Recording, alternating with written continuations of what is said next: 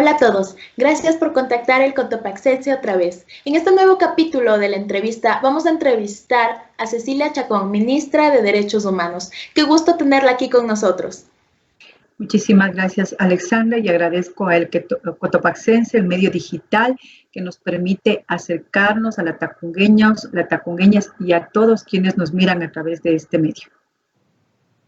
Bueno, para empezar, sabemos la importancia de los derechos humanos y cómo se han estado vulnerando en esta etapa de emergencia sanitaria. ¿Qué datos nos podría proporcionar sobre estos meses? ¿Cuántos casos se han dado de violencia intrafamiliar y violencia de género? Gracias, Alexandra. Vamos a hacer una breve introducción desde el punto de vista que el Ecuador se suma a los 174 países en el mundo que sufren una emergencia sanitaria y una crisis económica por pandemia COVID-19.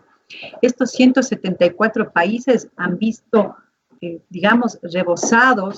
se han visto rebasados también de sus servicios médicos y por supuesto también las declaraciones de confinamiento, de paralización del mundo por primera vez visto en más de 100 años, significa también otro tipo de pandemias. Por ejemplo, una pandemia que tiene ya más de 5.000 años se llama violencia basada en género y violencia intrafamiliar. Esta violencia es la que ataca a niños, niñas y mujeres solo por el hecho de su condición de indefensión y solo por el hecho de ser mujeres. Esto también implica que vivimos todavía, aún en pleno siglo XXI, en una estructura social que está basada sobre todo en culturas y estereotipos que fijan a la mujer en un estado de subordinación y en un estado de maltrato. El maltrato que se ha visto agravado, Alexandra, en condición de pandemia. Vamos a poner algunas cifras para darnos cuenta. Y cuando usted me dice se han vulnerado derechos, la Comisión Económica para América Latina, CEPAL, que es un organismo de las Naciones Unidas y cuya sede exactamente está en América Latina, en Chile, manifiesta que estos 2 meses de pandemia ha significado para los derechos humanos una reducción, un retroceso de 3 años. Si el confinamiento fuese mayor a 2 meses, es decir, duraría 1 mes más o 2 meses más de confinamiento, el mundo vería reducido y con un retraso y una regresión de derechos por lo menos de 1 década. ¿Por qué? El confinamiento ya establece una limitación de derechos, por ejemplo, a la movilidad, el derecho al acceso adecuado de los servicios de salud. Por ejemplo, muchas de las mujeres, amigas, hermanas, madres en estos meses de pandemia han evitado, por ejemplo, ir a vacunar a sus hijos en los centros hospitalarios o unidades de salud por medio al contagio y, por lo tanto, significa no haber atendido con vacunas o con atenciones ginecológicas o sobre todo con partos en los hospitales públicos del país. ¿Por qué? No solo porque se han visto rebasados con pacientes COVID-19, sino que también la gente, por instinto natural de sobrevivencia y de protección familiar, dice, esta vez no voy a este servicio, ¿no? Entonces, claro, hay una limitación. Limitación a la movilidad, limitación al acceso a los servicios de protección. Al inicio, todas las juntas de protección de derechos del país cerraron sus puertas para irnos al confinamiento. También muchos de los servicios públicos, como por ejemplo la Fiscalía General del Estado, el Consejo de la Judicatura, limitaron sus servicios. Trabajamos, sí, presencialmente en turnos 24/7, pero no era todo el aparato del Estado atendiendo a todas las demandas y necesidades humanas de hombres y mujeres. Y cuando hablamos sobre todo qué ha significado la pandemia para las mujeres, vamos ahora sí con las cifras, Alexandra. Por ejemplo, a nivel nacional, el ECU 911, que es la ventana de acceso a las llamadas de auxilio y a través del 911, la derivación a salud, educación, Policía Nacional, DINAPEN, Secretaría de Derechos Humanos, Ministerio de Gobierno, solo por poner un ejemplo. En marzo del 2019, el ECU recibió 12.260 llamadas. En marzo 2020, en tiempos de pandemia, solo recibió 8.000 llamadas en números cerrados. En abril 2019 se recibieron más de 10.500 llamadas. En abril 2020 se recibieron 7.000 llamadas. Esto es una reducción en el número de llamadas, pero esto no significa que se redujo la violencia. Por el contrario, podemos deducir que hay un subregistro. ¿Qué significa un subregistro? Aquello que ya no lo podemos medir mediante la estadística, las cifras o los servicios contabilizados, porque simplemente la gente no pudo llegar. Y aquí en particular, muchas de las niñas, niños y mujeres, especialmente en el Ecuador y en Cotopaxi, han tenido que vivir junto a la pandemia, pero también junto al agresor en 4 paredes, sin posibilidades de auxilio y sin poder delatar al agresor o salir a buscar ayuda, porque el confinamiento es una medida restrictiva para la movilidad. Entonces, Alexandra, sí vemos que hay un efecto y son efectos graves. Ya en el país tenemos en condición de pandemia durante enero, sumado al mes de junio que ya estamos, 20 femicidios y solo 15 de ellos se efectuaron en condición de pandemia. Pero no solo nos preocupa la muerte de las mujeres, sino la muerte de niñas en manos de sus progenitores o de personas muy allegadas al círculo familiar en condiciones terribles que desdibujan la condición de los hombres frente a la actitud de indefensión de los menores de edad. Y esto es lo que no podemos soportar, Alexandra.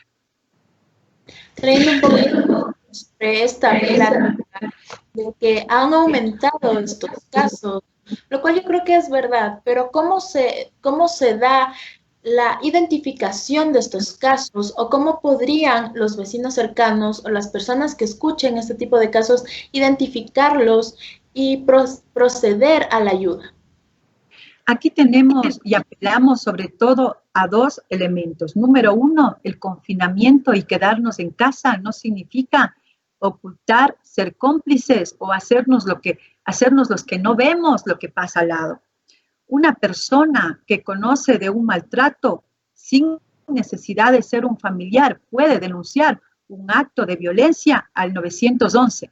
Y eso no significa comprometerse más, porque la gente piensa que yo no me meto, es un tema de marido y mujer, pero el ocultamiento, la complicidad de este tipo de hechos hace que la sociedad quiera hacerse a un lado. Aquí es importante que el vecino, la vecina, la persona que escucha, que ve gritos, oye golpes, maltratos, los llantos de los niños, sepa que algo pasa en casa, que algo pasa al lado y que es necesario llamar al 911 para que sea la Policía Nacional la que investigue, averigüe y constate si es violencia intrafamiliar. También un gran número de llamadas al ECU 911 en Cotopaxi y en el Ecuador para denunciar es hecha por los testigos. ¿Y quiénes son los testigos, Alexandra? Son los niños, testigos de las violencias de los padres a sus madres o de algún tipo de relación, un novio en relación a esta madre que tiene, que está maltratando. Entonces son los niños que ya saben marcar el teléfono, pequeñitos de 7, 10, adolescentes de 15 años que llaman a pedir auxilio. Y esto significa que dentro de esa familia está también la violencia localizada, no solo para la mujer, sino para todo el vínculo familiar que está alrededor de esa madre. Entonces, ¿cómo saber? Número 1, también activar permanentemente el 911. El 911 es una puerta. Mucha gente dice, es que el 911 no llega. Estamos seguros que la Policía Nacional y el ECU 911 hacen su mejor esfuerzo. La insistencia, el apoyo de los vecinos va a hacer que salvemos muchas vidas en contra de la violencia, Alexandra. Hablando un poco de la niñez, yo creo que muchos niños se privan de llamar al 911 porque no solo su padre es el agresor, sino también su madre. ¿Qué se hace en estos casos en el que los 2 padres son los agresores del niño? Hoy, por ejemplo, con el Ministerio de Educación, yo sé que este también es un tema de mucha preocupación. Se promueve primero el Internet seguro para la familia, para los niños y niñas, pero también se enseña mediante la teleeducación a marcar el teléfono, el celular. Y sabemos que a veces el celular es de propiedad de papá y mamá. pero también hay celulares que tienen los chicos. Avisar. Lo peor de todo, Alexandra, es que los niños no saben, no se dan cuenta que están siendo maltratados, porque piensan que siempre papá y mamá los va a cuidar y que esa forma de convivencia es parte del trato normalizado. Y ese es el mayor peligro.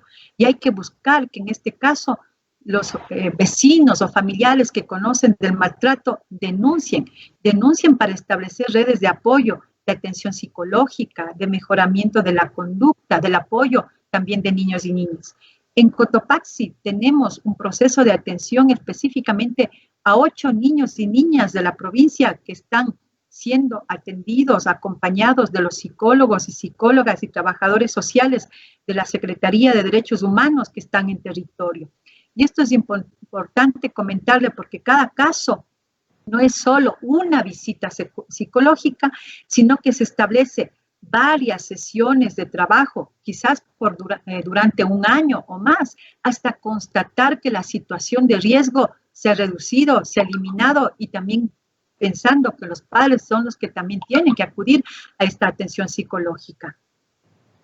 Al identificar el caso de violencia de género o violencia intrafamiliar, ¿qué es lo que le sucede al agresor? Bueno, número uno, hay que entender aquí 2 momentos. Y estas son experiencias que nos ha pasado Alexandra. La víctima, hay un sentido a nivel de derechos humanos internacional que hay que procurar, primero, el interés superior de niños y niñas, y segundo, la províctima. Este criterio universal de províctima hace que todo el sistema de protección, juntas de protección de derechos que están en las municipalidades, los servicios como DINAPEN, Policía Nacional, Secretaría de Derechos Humanos, Salud, Educación, aboquen conocimiento sobre todo para la protección de niños y niñas. Segundo, denunciar al maltratante. Si el maltrato es comprobado como una violencia física, agresión física, que no necesariamente es que le ortigué, ya ese ya es un tipo de agresión, pero la comprobación sistemática, intencional de hacer daño a los niños significa ya un delito. Y el delito tiene que ser penado y sentenciado. Los delitos de agresión a niños y niñas, de bullying, acoso sexual, abuso sexual en el Ecuador, no solo que están considerados como delitos, sino también con la privación de la cárcel al agresor o al maltratante, Alexandra.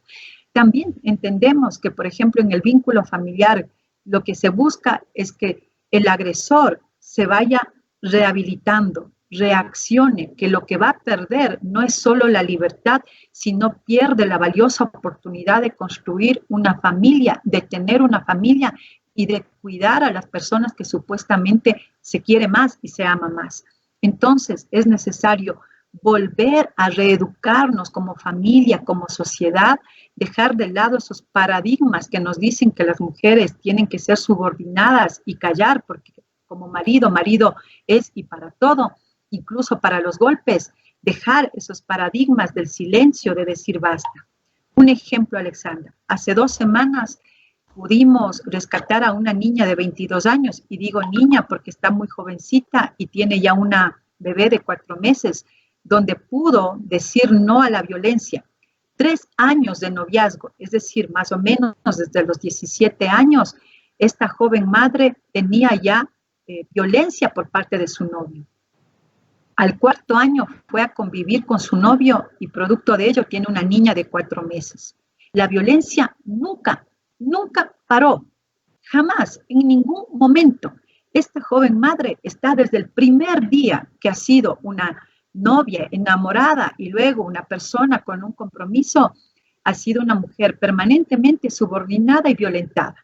El temor de la violencia de esta madre hacia su niña por parte de su pareja es el que hizo que reaccione y salga de ese vínculo de la violencia. Cuando fuimos, ella pidió que le vayamos a dejar donde su madre y lo que hemos hecho es el 60% de atenciones de manera presencial.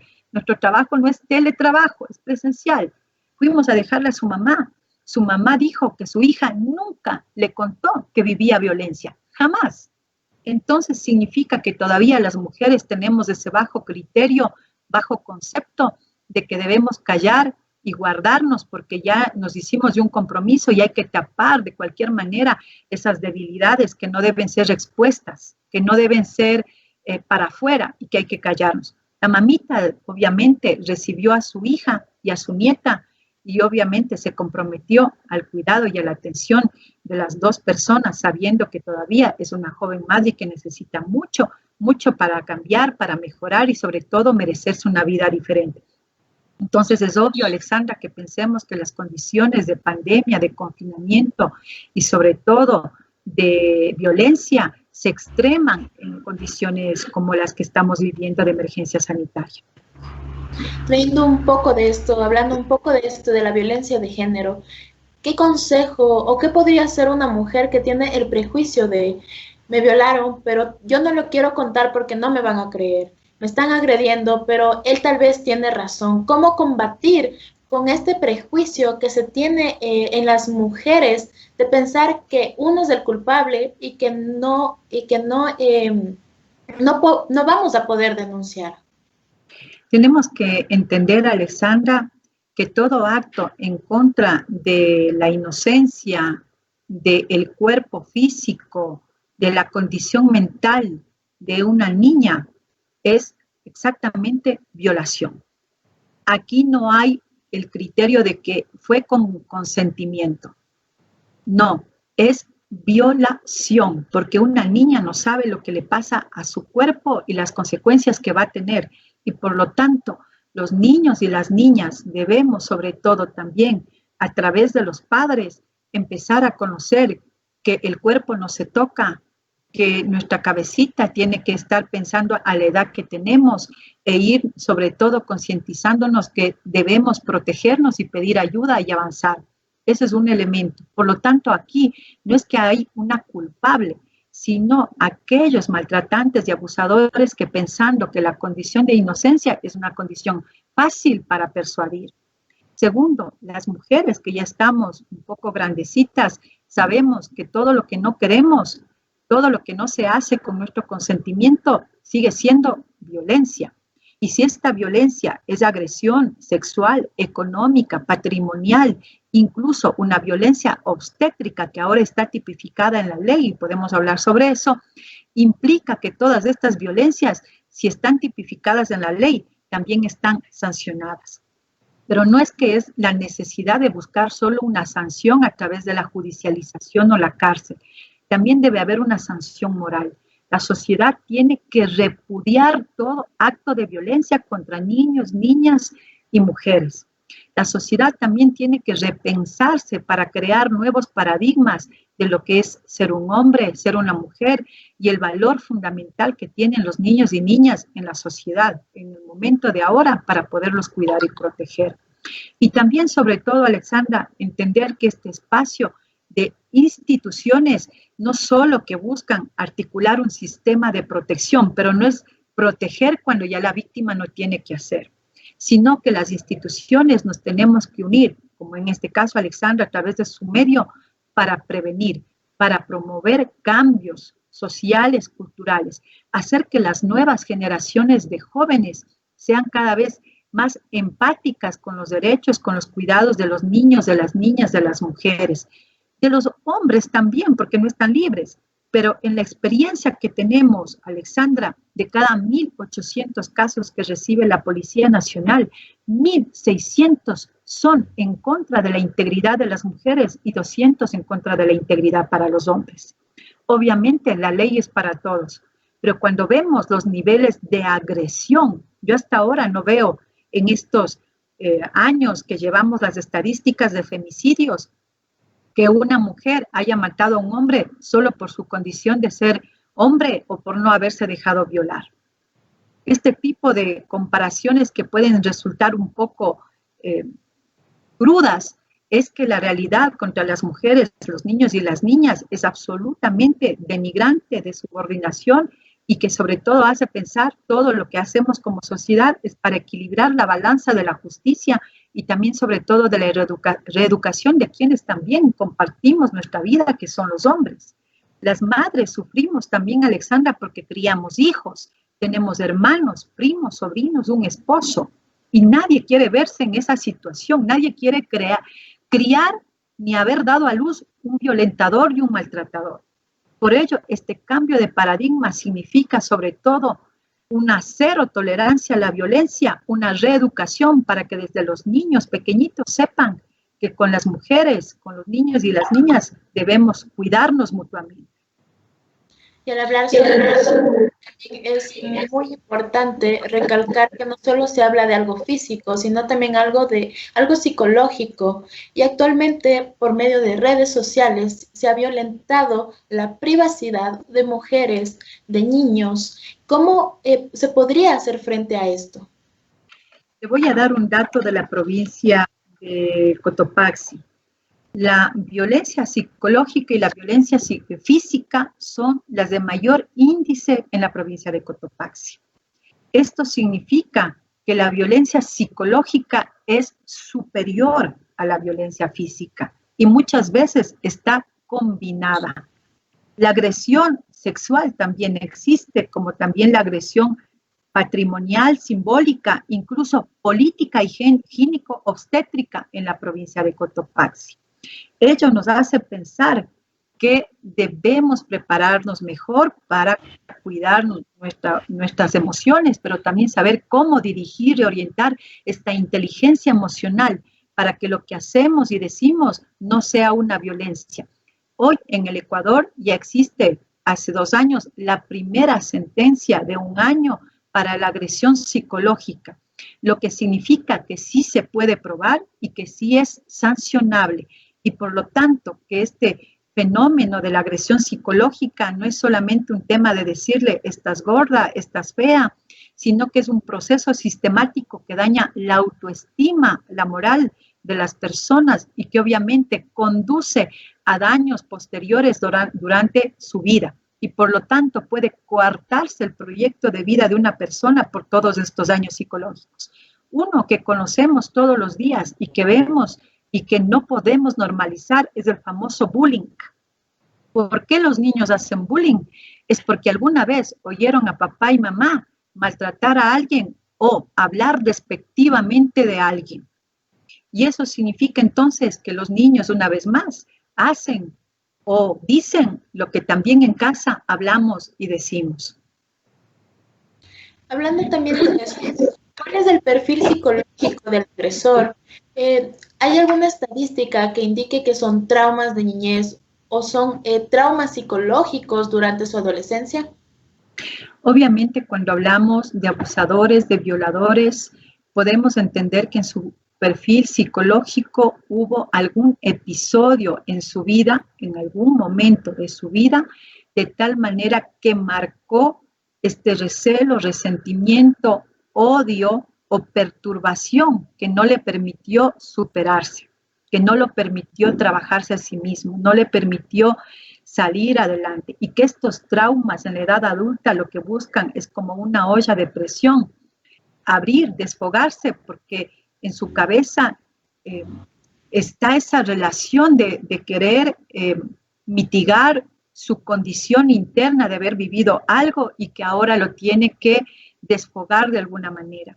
Pero cuando hablamos y vemos de personas absolutamente, entre comillas, normales, que podemos transformarnos, hay alguien que dice, yo salí de mi casa muy bien y en la calle hubo un problema, alguien se alteró, me insultó y me transformé. Jamás en mi vida me he transformado. Y esas cosas que nos pasan a los seres humanos permanentemente tienen que estar siendo revisadas, porque el sentido, el instinto del ser humano es autocuidarse, protegerse. Y el sentido gregario humano dice cuidar a los que yo considero que están en mi vínculo más cercano, que es mi familia, mi mujer, mis hijos, papá, mamá, hermanos, los más cercanos, esa relación innata, instintiva del ser humano, por eso es ser humano el que le permite actuar distinto. Pero entonces, cuando pasa esta ruptura, este desconocimiento humano, antes de que suceda es necesario trabajarlo, porque el ser humano, una vez que entra en el círculo de la violencia y no lo sabe detectar a tiempo, no se da cuenta que necesita ayuda, puede desembocar en daños absolutamente de agresión, de maltrato y Dios no quiera de algún tema de femicidio. Hablando de derechos, un derecho que está protegido por la Constitución es el derecho a la privacidad. Y vemos que en esta época de cuarentena esto se ha violado porque existen videos en los que se muestra la muerte de la gente en las calles debido a este virus. ¿Qué procedimiento tiene esto para proteger la privacidad de cada persona? Alexandra, lamentablemente en el Ecuador hemos avanzado muy poco en una legislación de prácticas saludables, de buenas prácticas, pero también de sanción a quienes abusan supuestamente de tener un celular y mañana quieren ser paparazzis, quieren grabarlo todo, subirlo todo a manera de testigos. Muchas veces esto no es prudente porque no solo que son escenas muy fuertes, sino que también transgrede a las decisiones personales de un ser humano de querer exponer su vida personal, particular, privada en redes sociales. El principio de la Constitución y el principio de la ley dice que toda persona tiene derecho a la honra y al honor, pero también tiene derecho al cuidado de sus datos personales. Hay una ley de datos personales. ¿Qué es lo que nos ha faltado? Que esta ley amplíe, por ejemplo, las redes sociales como instrumentos también de mal uso de la información o del desprestigio de personas, pensando en que un Twitter, un Facebook fantasma o los famosos troles se convierten simplemente en desprestigiadores públicos y silenciosos y fantasmas de la honra de las personas. Estamos avanzando en una legislación que conlleve sobre todo a la protección de datos, pero también a la indagación de estos datos a fin de precautelar y llevar a cabo sobre todo la sanción de quienes abusan de que una tecnología está hecha para servir y no sobre todo para hacer daño. Es muy importante también recalcar su trabajo. ¿Qué ha hecho usted desde que está frente de esta Secretaría? Bien, es necesario recordar que la Secretaría de Derechos Humanos es una instancia joven. Antes era el Ministerio de Justicia que desapareció y hoy se constituye una nueva institución, la Secretaría de Derechos Humanos, que no tiene ya las funciones del Ministerio de Justicia. No es Ministerio de Justicia, por lo tanto, no tiene funciones que tenía antes, como por ejemplo el cuidado, protección y direccionamiento de cárceles. Eso está en otra instancia. Tampoco es una instancia que le mete la mano a la justicia. Esta es una instancia del Estado, sí, que sobre todo lo que busca es precautelar la condición de respuesta que el Sistema Interamericano de Derechos Humanos le da al Ecuador. En el Ecuador habemos dos instancias de derechos humanos. La Defensoría del Pueblo, que es la instancia a la que todo el mundo puede acudir a denunciar, y la Secretaría de Derechos Humanos es la instancia rectora de las políticas públicas a fin de que el Estado vele por tener políticas públicas.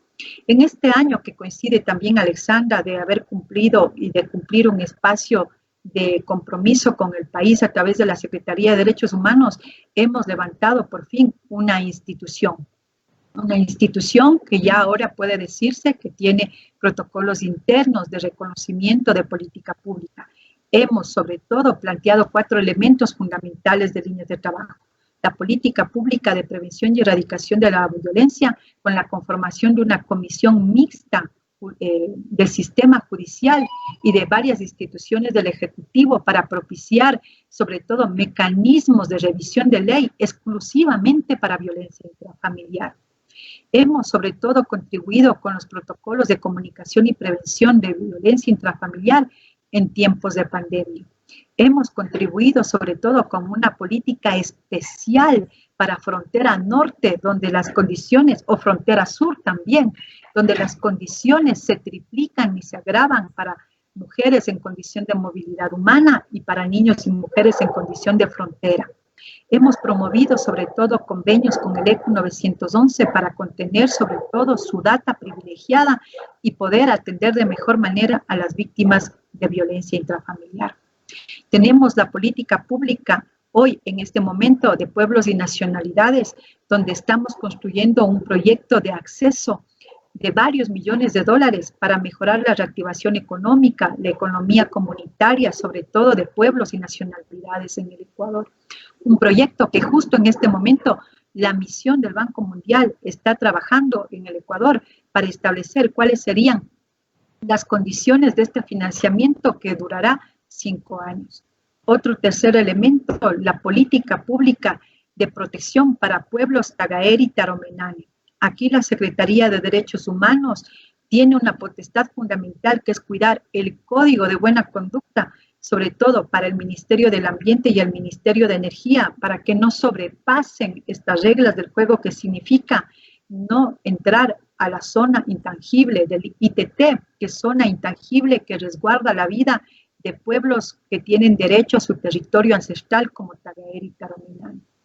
En este tiempo de pandemia ha sido fundamental la Secretaría de Derechos Humanos para coordinar con pueblos y nacionalidades el acercamiento al Ministerio de Salud para promover brigadas médicas, sobre todo en frontera norte, donde tenemos pueblos transfronterizos como los aguas, chachis, que viven tanto en Colombia como en Ecuador, porque así es la condición de estos pueblos, pero muchos de ellos se encuentran en la zona ecuatoriana y por lo tanto los consideramos ecuatorianos. Y ha sido necesario dialogar, entrar un paso a paso de conciliación, de mucho respeto y de cuidado para que no se rompa esta línea fina que significa respeto a su condición y autodeterminación, pero sí también al derecho que tienen de ser acompañados por el Estado para mejorar sus condiciones.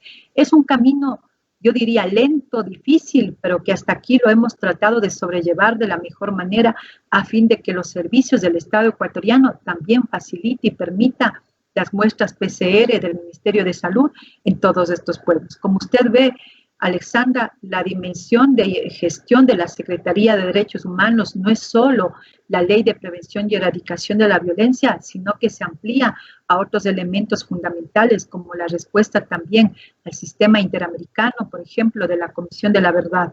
Esta es una ley que es especial y que conjuntamente con la Defensoría del Pueblo, la Procuraduría General del Estado y la Secretaría de Derechos Humanos, tenemos que cumplir también un proceso lento, porque hay que trabajar con cada una de las víctimas, más de 490 víctimas identificadas por la Comisión de la Verdad, y que a propósito en estos 10 años se ha cuestionado mucho el rol del Estado de cómo hacer que se retribuyan derechos y se restituyan responsabilidades hacia el Estado para que se cumpla también con víctimas de agresiones de hace 30 años, de hace 40 años, y que el Estado, como cosa grande, no las ha podido cumplir.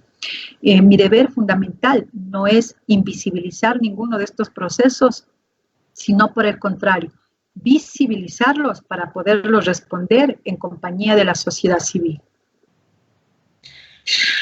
Hablando de un modo de femenino en estos momentos, yo creo que para terminar sería muy oportuno dar un mensaje a aquellas mujeres y adolescentes que nos están viendo y que son víctimas de violencia, para que así puedan salir de este círculo vicioso de ser maltratadas psicológica y físicamente. La violencia, y hasta que nos podemos dar cuenta, puede pasar años, quizás toda una vida viviendo en ese círculo. Lo más importante para nosotras las mujeres es preguntarnos cuál fue nuestro proyecto de vida, cómo queremos vivir esta vida aquí en la tierra, pero llamados como seres humanos a ser felices. Preguntémonos si lo somos y cómo lo estamos viviendo en esa felicidad. Si es que nuestra respuesta es que no estamos viviendo en felicidad, hay que hacer algo. Y ese primer poder que tenemos es decir basta, romper el silencio, ampliar nuestra red familiar para pedir ayuda y obviamente también tener de mano el 911 como un medio y un canal para también activar la respuesta inmediata del Estado hacia las víctimas. Así es que el primer momento de nuestra vida significa querernos a nosotras mismas y cuidar de los que más amamos. Así es que muchísimas gracias, Alexandra, por esta valiosa oportunidad de permitirme conversar qué es lo que hace la Secretaría y las posibilidades de apoyo a víctimas de violencia intrafamiliar y basadas en género. Qué gusto tener aquí con nosotros. Yo creo que es muy importante destacar el valioso trabajo que hace usted siendo mujer, supongo que es madre también. Entonces es muy importante destacar el trabajo que usted realiza. Y a las personas que nos están viendo, como lo dijo, rompan el silencio. Y recuerden que es muy importante en estos tiempos de emergencia también cuidar la distancia, no salir sin mascarilla y salir completamente con los cuidados necesarios. Ha sido un gusto tener la ministra con nosotros. Muchísimas gracias, Alexandra, a usted y a él, cotopaxense. Muy gentiles.